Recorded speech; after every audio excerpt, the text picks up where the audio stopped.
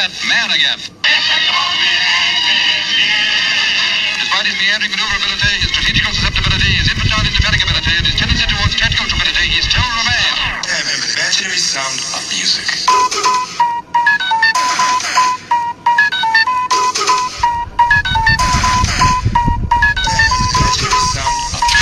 Ever have one of those nights that starts out like any other but ends up being the best night of your life?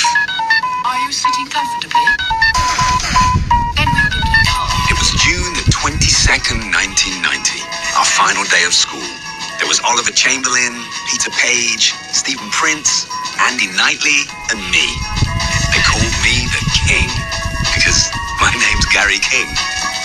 Ollie was funny. He fancied himself as a bit of a player, but really he was all math. We called him O-Man because he had a birthmark on his forehead that looked like a 6. Pete was the baby of the group. He wasn't the kind of kid we'd usually hang out with, but he was good for a laugh. And he was absolutely minted. Steve was a pretty cool guy. We jammed together, chased the girls. I think he saw us as rivals. Sweet, really. And Andy. Andy was my wingman. The one guy I could rely on to back me up. He loved me, and I'm not being funny, but I loved him too. There was nothing we were going to miss about school. Maybe Mr. Shepherd. He was definitely one of the good guys. He used to ask me what I wanted to do with my life. I told him I just wanted to have a good time. He thought that was funny. It wasn't meant to be. Not that night. Come on, what's more than 6 to it? Newton Haven was our hometown, our playground, our universe, and that night it was the site of a heroic quest. The aim? To conquer the Golden Mile. 12 pubs along a legendary path of alcoholic indulgence. There was the first post, the old familiar, the famous cock, the cross hands, the good companions, the trusty servant, the two-headed dog, the mermaid, the beehive, the king's head, the hole in the wall, all before reaching our destiny, the world's end. We took my car into town. I called it the Beast because she was pretty hairy. And so our journey into manhood began. We were off. We didn't waste any time. We hit pub 1 and we hit it hard. There was drinking, there was fun, there was controversy, there were ladies, there were shots, there was drama, and of course, there was drinking. By pub 5, we were feeling invincible and decided to purchase some herbal refreshment from a man we called the Reverend Green. Pint 6 put O-Man out of commission, so we carried on without him.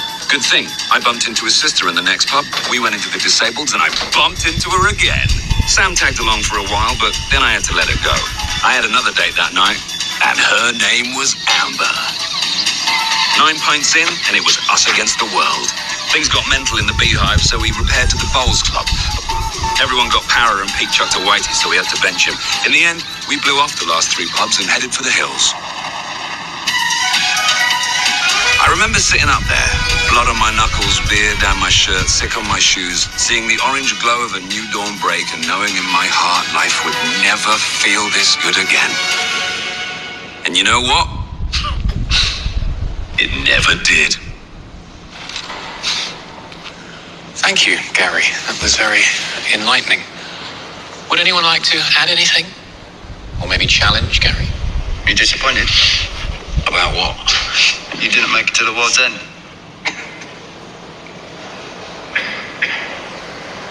No. Just what is it that you want to do? We want to be free. We want to be free to do what we want to do. And we want to get loaded. And we want to have a good time. And that's what we're going to do. We're going to have a good time.